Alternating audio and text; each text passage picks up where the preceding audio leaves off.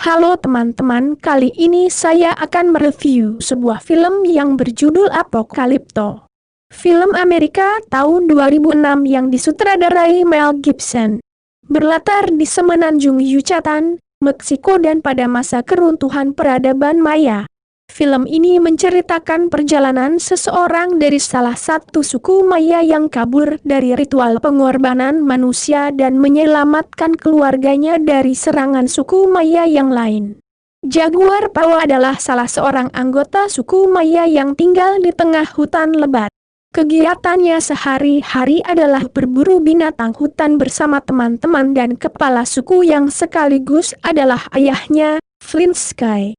Suku mereka adalah suku yang ramah dan tidak berniat menyerang atau menguasai suku apapun. Mereka hidup dengan damai beserta keluarga mereka.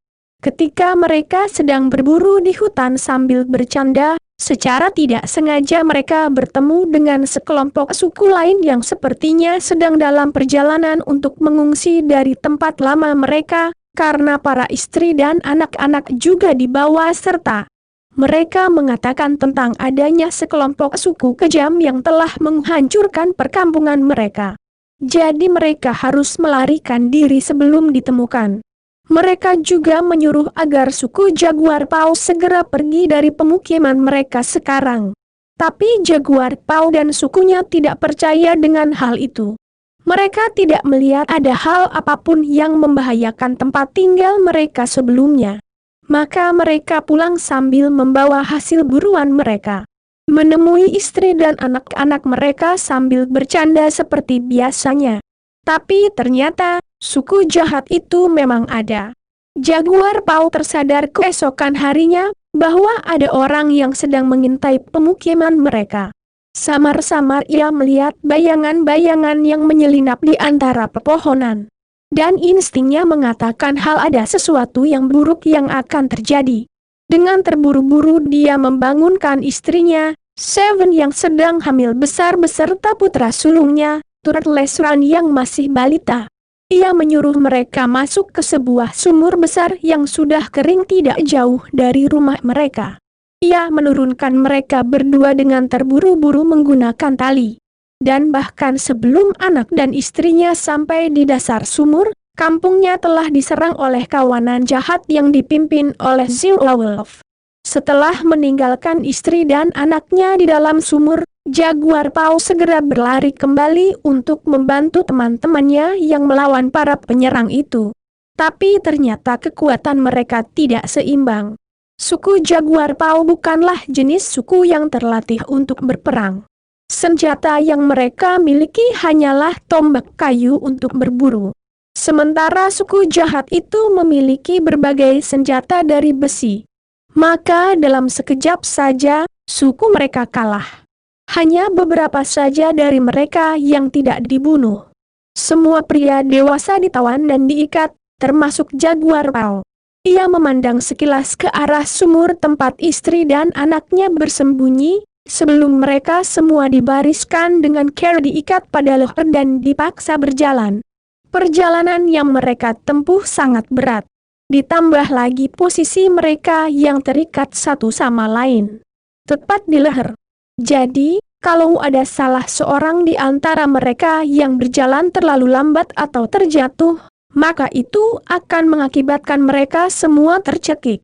Maka mereka harus saling membantu kalau ada yang terjatuh agar bisa tetap selamat.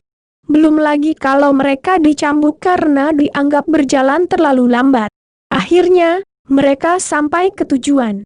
Ternyata, suku jahat itu membawa mereka ke sebuah suku yang lebih besar dan lebih maju lagi. Suku ini sudah mengenal pakaian dan peralatan logam. Mereka memuja Dewa Matahari yang diberi nama Kukulkan. Sang Raja berada di puncak sebuah piramid batu yang bertangga-tangga, lengkap dengan permaisuri dan putra mahkotanya. Dan ternyata suku baru ini lebih kejam lagi. Mereka memberikan korban manusia untuk menyenangkan Dewa Matahari. Pria-pria muda dipenggal di atas piramid, lalu kepalanya dilemparkan ke bawah. Di mana ribuan orang sudah menunggu untuk menangkap kepala yang menggelinding itu. Ibu-ibu membawa bayi mereka lalu menunggu di ujung terbawah piramid. Mengambil darah yang menetes dari kepala-kepala yang terpenggal itu, lalu mengoleskannya di kening bayi-bayi mereka. Mereka menganggap mayat-mayat itu sebagai persembahan suci yang sudah diberkati Dewa Matahari. Dengan menumpahkan darah seperti itu, mereka berharap Dewa Matahari tetap berbaik hati kepada mereka. Dan ternyata, suku jahat yang menyerang pemukiman Jaguar Pau adalah suku yang mencari budak-budak untuk dijual kepada suku pemuja matahari ini. Raja akan membayar untuk setiap orang yang mereka bawa untuk dipenggal dan dipersembahkan. Sementara perempuan-perempuan akan diperdagangkan di pasar untuk dijual sebagai budak. 2 orang temannya sudah tewas terpenggal terlebih dahulu, sebelum akhirnya tibalah giliran Jaguar Pau untuk naik ke altar penyembahan. Dia melihat dari dekat sosok pemenggal yang berlumuran darah kering dan memegang pisau besar. Dia juga melihat raja dan ratu yang memandang bosan pada ritual pembunuhan itu.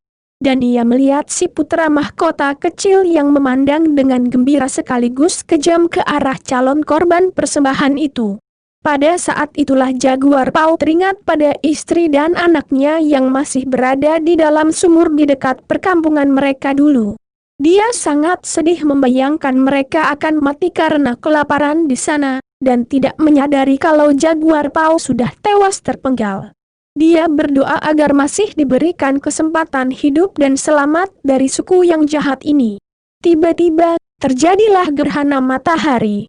Suku ini belum mengetahui tentang fenomena alam ini sebelumnya.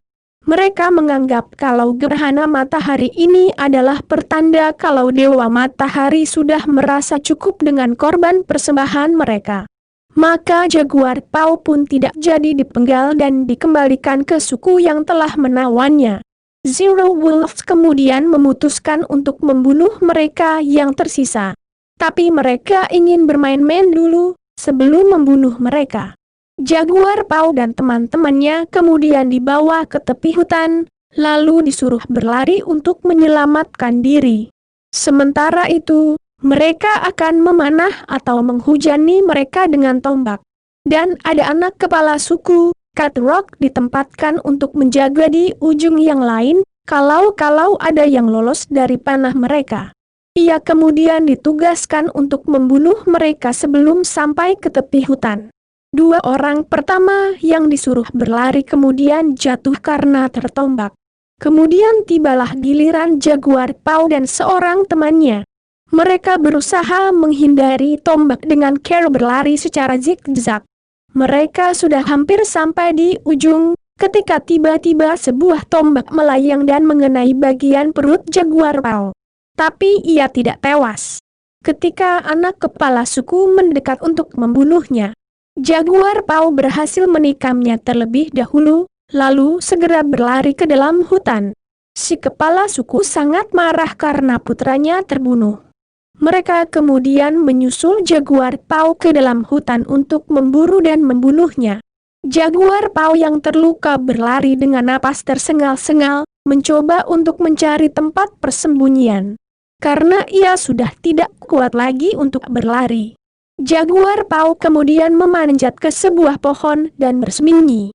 Gerombolan itu tidak melihat ke atas dan terus berlari melewatinya. Tapi ia tidak menyadari kalau darahnya menetes dan jatuh di punggung salah seorang pemburunya. Ketika akhirnya mereka berhenti mengejar karena kehilangan jejak, salah seorang dari mereka melihat noda darah di punggung temannya dan segera menyadari kalau Jaguar Pau bersembunyi di atas pohon. Mereka sudah berniat kembali ke arah mereka datang tadi untuk mengecek kembali. Ketika tiba-tiba mereka mendengar langkah orang yang sedang berlari. Dan mereka menebak kalau itu adalah Jaguar Pau yang sedang mencoba melarikan diri. Mereka lalu berusaha mengejarnya dan memotong jalan. Ternyata Jaguar Pau memang sedang berlari. Tenaganya langsung pulih dan dia berlari seperti orang gila yang ketakutan. Tapi bukan karena suku pemburu itu, melainkan karena ada seekor macan yang sedang mengejarnya dari belakang. Inilah yang tidak diketahui oleh pemburunya. Maka begitu mereka berhasil memotong jalan dan mengejar Jaguar Paw, macan itu berhasil menangkap salah seorang dari mereka dan menggigit lehernya hingga patah. Dengan refleks mereka membunuh macan itu beramai-ramai. Dan peristiwa ini telah menciutkan nyali sebagian besar kawanan itu. Mereka beranggapan bahwa membunuh macan akan membawa kutukan yang sangat buruk bagi mereka. Ada yang mengusulkan agar mereka berhenti mengejar Jaguar Paw dan kembali saja. Tapi si Zero Wolf begitu marah karena anaknya tewas, tetap memaksa untuk mengejar Jaguar Paw sampai dapat dan mengulitinya hidup-hidup. Maka mereka tidak punya pilihan lain selain mengikuti perintah ketuanya. Jaguar Paw yang sudah sangat terdesak akhirnya nekat menerjunkan diri di sebuah air terjun dan selamat sampai di bawah. Dia mengira dirinya akan selamat dan mereka akan berhenti mengejarnya. Tapi ia salah. Rasa dendam telah membuat si Zero Wolf memaksa anak buahnya juga terjun untuk mengejar Jaguar Paw. Dan ia pun kembali berlari. Tapi tiba-tiba dia menyadari kalau mereka tidak akan berhenti mengejarnya. Dan ia tidak bisa melarikan diri selamanya. Akhirnya dia memutuskan untuk melawan mereka. Dia mengenali setiap sudut hutan itu, karena di sanalah ia lahir dan tumbuh dewasa. Karena hutan ini sudah termasuk dalam areal pemukiman sukunya. Hal pertama yang ia lakukan adalah melemparkan sebuah sarang lebah yang sangat besar ke arah gerombolan pengejarnya. Lebah-lebah ganas itu segera mengerubungi mereka, tapi Jaguar Paw selamat karena dia melumuri tubuhnya dengan lumpur. Satu persatu anggota pemburunya tewas karena Jaguar Paw berhasil membuat mereka tercerai-berai, sehingga pertarungan berjalan dengan seimbang. Sampai akhirnya yang tersisa tinggal si Zero Wolf saja. Pada saat itu hujan deras tiba-tiba turun. Jaguar Paw teringat pada istri dan anaknya yang masih berada di dalam sumur. Dia harus segera mengeluarkan mereka dari sana. Karena air hujan akan segera membanjiri sumur itu dan membuat mereka tenggelam. Ketika Jaguar Paw menemukan letak sumur itu, tiba-tiba si kepala suku muncul dan menombaknya tapi meleset. Maka Jaguar Paw harus melupakan dulu niat untuk menyelamatkan istri dan anaknya dan melarikan diri sambil mencari cara untuk membunuh si Zero Wolf.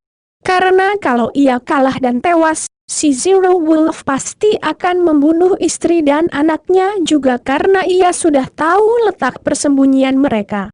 Dan ia akhirnya menemukan cara untuk membunuh si ketua itu. Dia berlari ke tempat sukunya biasa memasang perangkap untuk menangkap babi hutan. Ia memancing Zero Wolf jahat itu ke sana. Jaguar Paw tidak menginjak perangkap itu karena ia mengenali ciri-cirinya. Tapi pemburunya tidak mengetahui hal itu dan terus saja mengejarnya. Dan dia pun tewas dengan tubuh tertancap bambu runcing. Dengan terburu-buru ia kembali ke sumur tempat istri dan anaknya berada. Air di dalam sumur sudah sangat tinggi, hingga istrinya yang sedang hamil tua itu harus berdiri di atas batu sambil menggendong anak laki-laki mereka di bahunya. Dan pada saat itulah ia melahirkan anak keduanya. Luar biasa sekali proses pengambilan adegan ini. Bayi itu benar-benar ditunjukkan lahir di dalam air dan dengan refleks menggerak-gerakkan tangannya untuk mengambang, padahal ia masih terhubung dengan tali pusar. Kemudian ibunya mengangkat si bayi tinggi-tinggi, dan pada saat itulah Jaguar Paw datang untuk menolongnya. Pada bagian akhir cerita ditunjukkan, kalau ternyata Jaguar Paw beserta istri dan kedua anaknya adalah keturunan terakhir yang tersisa dari suku mereka. Para suku jahat itu telah membantai semua anggota suku mereka. Dan ketika Jaguar Paw dan keluarganya berniat pergi dari hutan itu, mereka terkejut melihat sebuah benda yang melayang di atas air. Benda itu ternyata kapal. Dan itulah kapal ekspedisi keempat Christopher Columbus yang sampai ke tempat itu, sekaligus sebagai awal dari masuknya bangsa asing untuk menguasai tempat itu. Terima kasih telah menonton channel saya. Jangan lupa like, komen dan subscribe.